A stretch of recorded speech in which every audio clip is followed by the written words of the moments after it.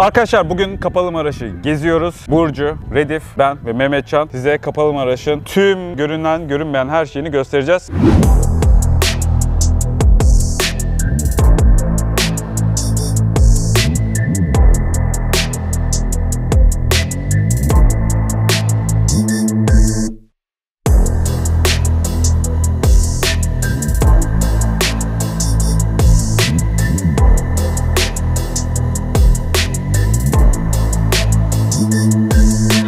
Polis var mı?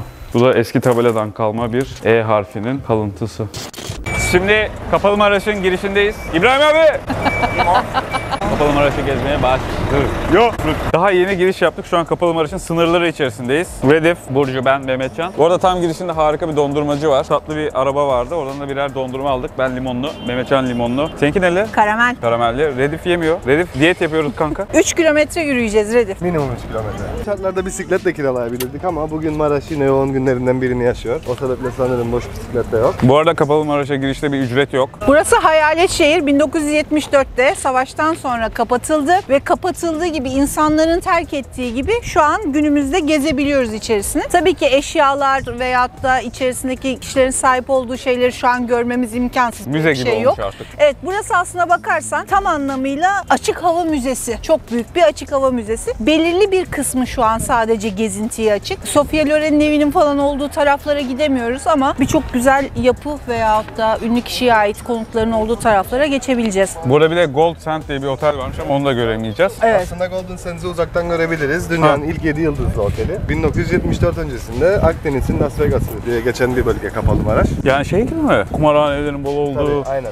eğlencenin bol olduğu. Akdeniz'in en yoğun turizm destinasyonu. Hatta şöyle bir bilgi vereyim. Şu an Girne yaklaşık 14.000 yatak kapasitesi var. 74 öncesinde Maraş'ta 15.000 üzerine yatak kapasitesi Neyin? var. Kapalımaraş. Kapalımaraş'ın. Aynen. Hep genel ağırlıklı otel mi vardı yani burada bro? Burada 4700 civarı ev, 3000'e yakın konut, 45 tane turizm tesisi ve 380 tane de yarım inşaat var. Kapalımaraş temelinde eğlence merkezi olarak kurulmuş Kıbrıs'ın Türk kesiminde bir alan. Doğru mu? Doğru. Sonra boşaltılıyor. Bu boşaltılma sebebinden biraz bahsedelim. Tarihi nedir? Neden olmuş bunlar? Şöyle 1974'te Kıbrıs Barış Harekatı'yla Türk Silahlı Kuvvetleri'nin kontrolüne geçiyor Kapalımaraş. Ama dediğin gibi 1974 öncesinde Marilyn Monroe, Sofia Loren, Brigitte Bardot gibi o dönemin en büyük yıldızlarının da malikanelerinin olduğu bir bölge. Yani biraz önce söylediğim gibi 15.000 civarında yatak kapasitesi olan o dönemin en önemli turizm destinasyonlarından biri. Ne kadarmış gecelik o zaman fiyatlar? Yani fiyatlar tabii bilmiyorum ama bir söylentiye göre 2020'lere kadar rezervasyonlar olduğu söyleniyor. Golden Sands'te özellikle. Düşünün o dönemde Türkiye'de bile yani araba markalarının bayilikleri bulunmazken burada Toyota, Alfa Romeo dünya markasının da bayilikleri var. En çok satış yapan bayilikler de yine bu bölgedeymiş o dönemde. Bak dünya starlarının, dünya yıldızlarının, dünyanın en zengin insanlarının ve ismi tüm dünyada bilinen insanların hep bir Akdeniz ve Ege'ye bizim ülkemize aslında bir ilgisi var. Bak geçen 2 ay önce Bozburun'a annemin oraya gittim. Bill Gates orada. Aylardır. Teknesinin önünden geçtim ben. Jeff Bezos geliyor Marmaris'e, Göce'ye, Bozburun'a. Bayağı kalabalık bu arada. 8 Ekim 2020'de açıldı Maraş tekrardan ziyarete. Belli bir bölgesi açıldı. O günden bugüne kadar 1 milyona yaklaşan bir ziyaretçi sayısı var. Kıbrıs'ın Rum kesimine yakın mıyız şu anda? Aslında tampon bölge dediğimiz tam ara bölgedeyiz. Eski bir gözlükçüye bak logoya. Optisyen Optik.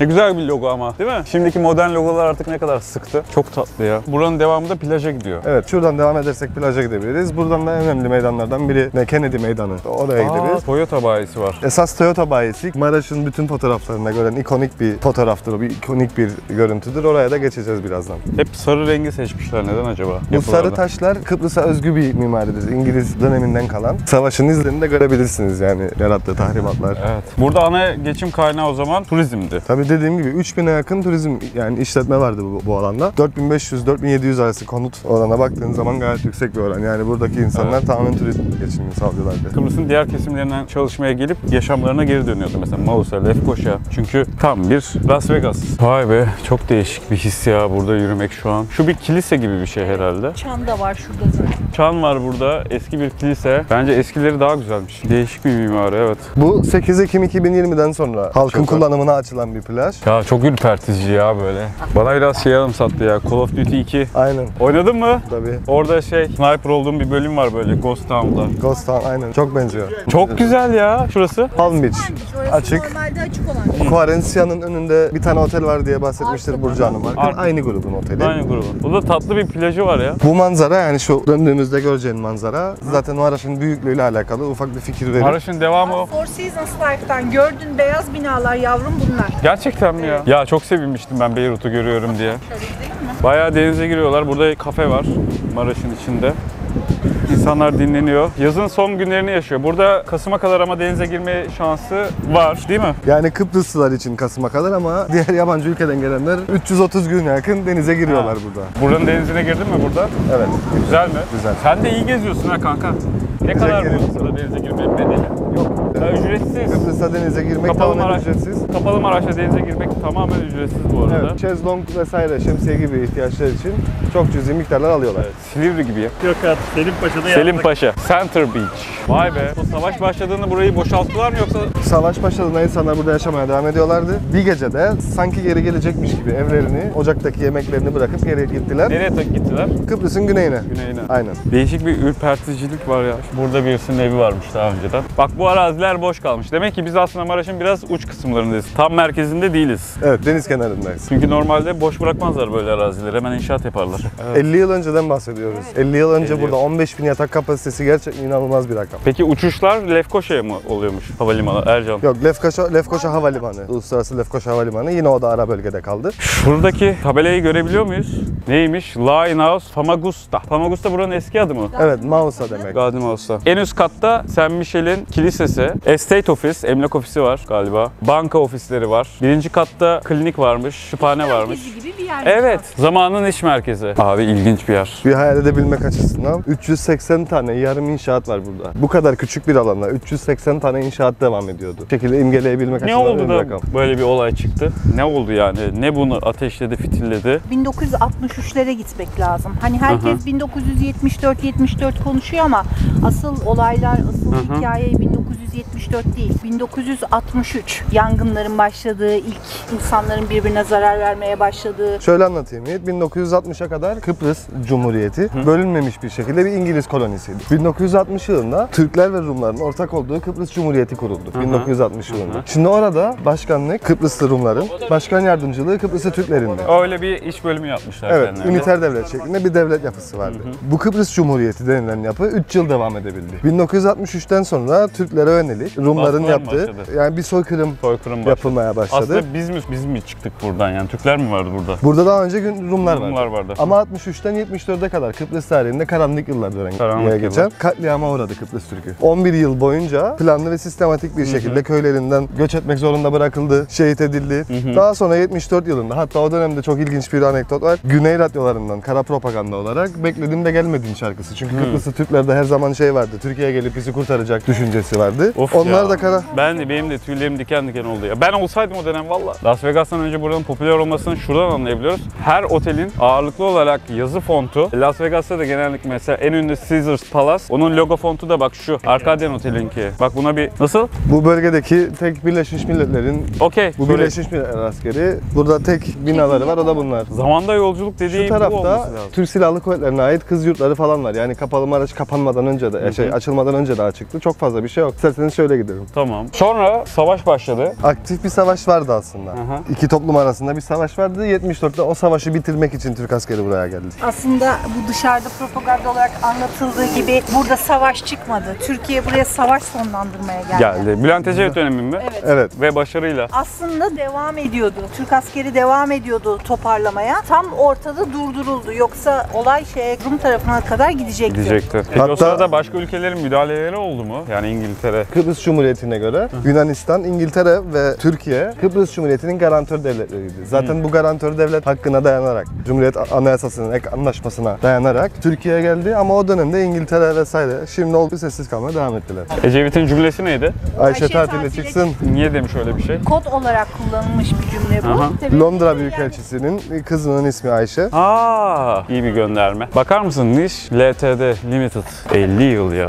Asıl yaşam kaç yıl önce başlamış mesela? Buralar inşa edilmiş. 1900'lerin başından 1974'lere kadar gelişmeye devam etmiş. Tabelalar falan aslında hala modernliğini koruyor bazıları yani. Çağın çok ötesinde bir yerleşim alanıydı Maraş.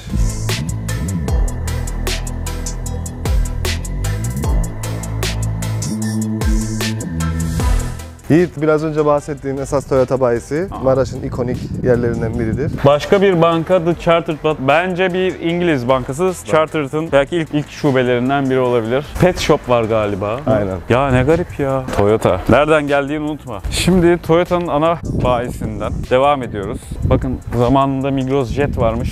Kapanmış. Bir İngilizce tabelalar var. Bir Rum kesimi tabelaları var. Evet. Karışık. Burası bence bir balıkçıydı. Ya da manav mıydı? Tezgah var. Burası neymiş acaba? 50 yıllık bir Coca-Cola tabelası. Evet. Bazı şeyler hiç değişmez. Cola'nın en eski tabelası Enjoy. Bu kadar basitmiş reklam. Elektrik saçları mı o? Polis var mı? Görüyorum burayı. English Electric Type AMD. Eski bir doğal elektrik saati pardon. Burası da bir içeriye doğru giden bir avlu var burada. İç giyim mağazası var. 7-Up, yine kola. A'dan Z'ye kapalı Maraş. Zako abinin meyhanesi. Bu gidebileceğimiz yerin limiti. Şurada bir mescit var. Şu an burası son. Bilal Ağa Mescidi 1813. Giriş yapılabiliyor mu? Evet, mescid açık. Yine son birkaç yıl içerisinde restore edilip ibadete açıldı. Burada ne var? İçinizi dışınızı temizleyin. İçini dışını temizle. Şimdi o kafeye gidelim. Kıbrıs'ın portakalından içelim. Portakal suyundan. Bakalım nasıl bir tadı var. Portakal suyu içeceğiz. Orada biraz dinleneceğiz. Orada görüşürüz. O zamanlar Cyprus, Kıbrıs Hava Yolları, British European Airways yani İngiliz Avrupa Hava Yolları nereden nereye gidiyormuş? Atina'dan Ankara'ya, Roma'dan Ankara'ya, Roma'dan Beyrut'a, Londra'dan Kahire'ye, Milan'dan İstanbul'a, Paris'ten Rodos'a, Zürih'ten Tel Aviv'e. Yani bir sürü çapraz bölgeye uçuşlar sağlıyormuş. Yani şu an Türk Hava Yolları'nın yaptığını adamlar 50-60 yıl önce yapmaya başlamışlar. Tüm dünyayı birbirine bağlamışlar. Bunun sebebi de buranın o zamanlar turizm bölgesi olması. Tüm turizm burada toplanıyormuş. Şehirlerin tamamından Kıbrıs'a uçuş var yani. Harika. Dikkatini çekelim, daily flights yani günlük olarak uçuşlar var. Bu da eski tabeladan kalma bir E harfinin kalıntısı. Travel'ın E'si. Şu an tarihe dokundun ha. Merhaba abi. Merhabalar. Neredeydiniz siz? Tank taburu. Tank taburu. Aa süper, muhteşem. Duygulandım ya.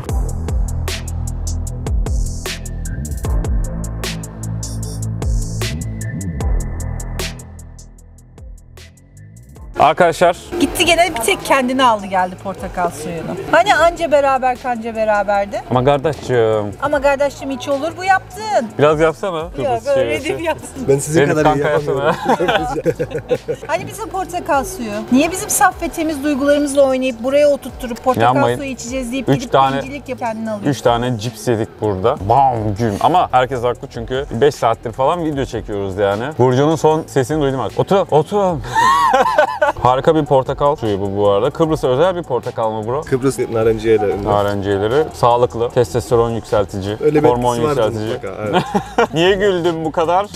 Kapalı Maraş turumuz sonlandı. Güzel bir turdu. Ben biraz böyle tarihte yürüyormuş gibi hissettim ya. Sayenizde güzel bir tur yapmış olduk. 8'de kapanıyor bu arada. Herkesin gelmesini tavsiye ediyorum. Burada toplam 4000 tane mi? 4500 civarı. 3500'ü turizm amaçlı kullanılmış. Herkesin Kıbrıs'a gelip mutlaka denemesi, görmesi gereken bir yer. Teşekkür ediyoruz. Biz teşekkür ediyoruz. teşekkür ederiz. Şimdi buradan akşam gezmeye gideceğiz. Burcu ve kanka resif diye isim geliyor yemin ediyorum.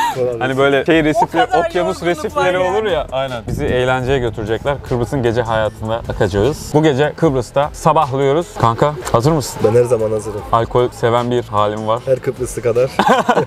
Kıbrıslar çok mu seviyor? Yarın da pazar günü özel bir gün olacak yine. Böyle eşek besleyeceğiz. Evet, Karpaz'a gideceğiz. Karpaz'a Kıbrıs'ın gideceğiz. en ucuna, en buruna gideceğiz.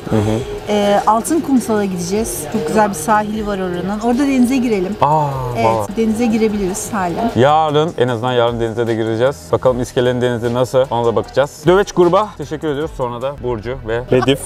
Reddit'ten aklıma gelecek kanka. Ceyda'ya da buradan çok selam. Ceyda Tunalı'yla akşam buluşacağız. Akşam buluşacağız. Evet. Bir sonraki videoda görüşmek üzere. Love you. Deneme. Polis kovalayacak beni. Gürültü yapma kardeşim. İbrahim abi koşarak bizi atacak buradan. Arkadaşlar bugün 2 yıldır tüm dünyanın gezintisine Gezinti ne ya baştan? 3, 2, 1. Arkadaşlar bugün Kapalı Maraş'tayız. Tüm dünyanın merak ettiği, Las Vegas'tan önce tüm dünyanın ilgi odağı olmuş, bütün ilk markaların Toyota'dan kumarhanelere mağazalarını açmış bulunduğu bir adada. Ay bir dakika baştan. Çok uzattım. Baştan. Seri 10 saniye. Baştan.